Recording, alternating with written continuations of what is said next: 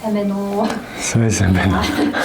Би иргэний богдлорын байрлалын инженер мэргэжилтэй 2006 оны 9 сард Монгол Улс төрийн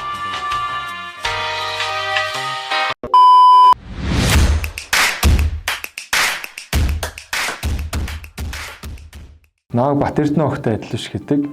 Би иргэний богдлорын байрлалын инженер мэргэжилтэй 2006 онд шинжлэх ухааны технологийн сургуулийн барилгын инженерийн сургуульд элсэж ороод 2012 оны 1 сард бакалавр зэрэгтээ төгссөн. Миний нагцэгч барилгын инженер мэргэжилтэн байдаг. Тэр ихч маань өөрийнхөө мэргэжлийн одоо сайхан тал одоо давуу тал ашиг тусыг надад ер нь ухуулнаас ихрүүлсэн гэх юм да. Зөвлөд тэгээд би энэ мэргэжлийг сонгосон. Би мэргэжлэрээ 13 дахь жилдээ ажиллаж байна.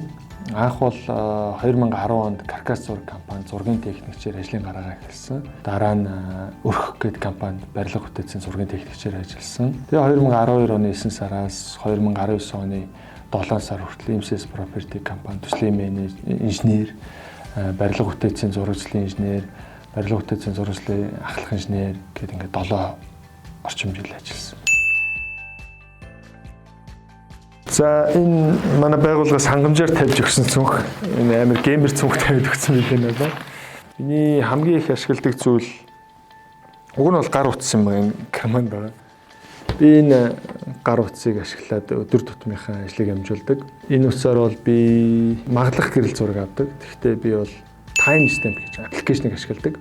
Тэр аппликейшн бол ингээ байршил, огноо, цаг минут ингээ бүхний сайхан гаргаад яг маглах гэрэл зураг авахд хамгийн үр дүнтэй байдаг. За энэ гар утсаар би бас баримт өчгүүдийг сканертчдэг, шууд PDF болгоод явуулцдаг. Мөн гар утсаа ашиглаад Microsoft Teams, Zoom зэрэг аппликейшнуудыг ашиглаад албаны хурлуудад оролцдог.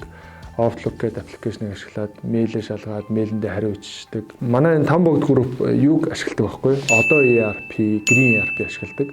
Тэгэхээр би энэ аппликейшнуудыг ашиглаад ажилтнуудынхаа цагийн хүсэлт, төлбөрийн хүсэлт батлах, гүйцэтгэлийн үнэлгээг нь батлах зэрэг ажлуудаа амжуулдаг.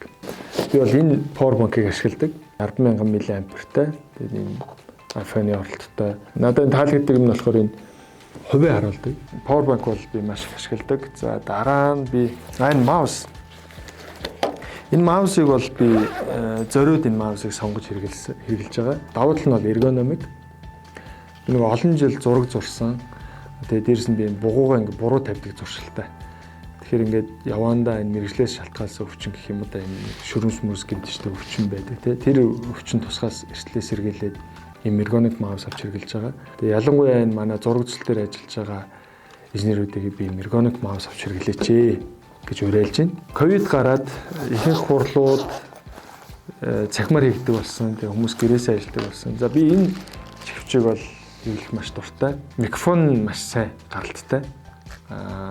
Тэгээд ингээд толгойдоо ингээд зүүхэд маш эвтэйхэн олон цагаар зүүхэд ингээд энэ хавьд өвдөөдч байх эрсдэл байхгүй. Дээрс нь чихэн дээр даралт үүсгэдэг. Энэ нь бол надад маш их таалагдав. Манай Там богд группийн дотоод хэрэгцээний дэвтэр гэх юм уу да. Хөнгөн, авсаархан.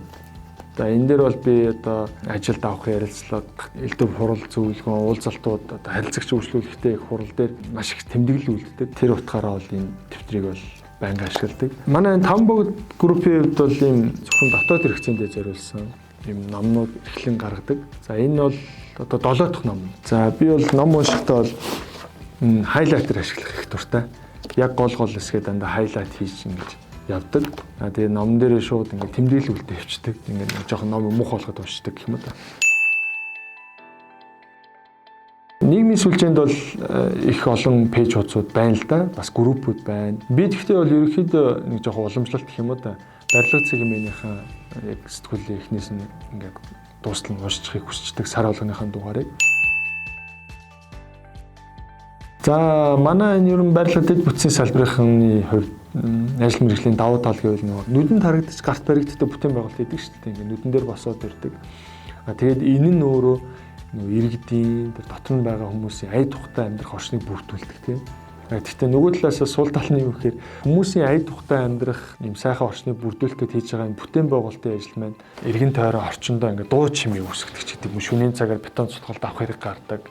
Зарим тохиолдолд иргэдийн нөгөө орчны аюулгүй байдал алдагдах ч юм уу ийм зүйлс үүсч таардаг. Тэгээ энэ нь өөрөө нөгөө нийгэмдээ буруу мессеж өгч гээд энэ ажлыг хийгээд байгаа хүмүүс л одоо болохгүй бүтгүй юм хийгээд байгаа юм шиг ийм ойлголт өгч гээд байдаг. Тий. Энэ нь жоохон сул талт гэж хардаг. Дашчам зөвшөөрсөн бичсэн барилга архитектурын мэргэжлийн удирдгал гэдэг ном байгаа.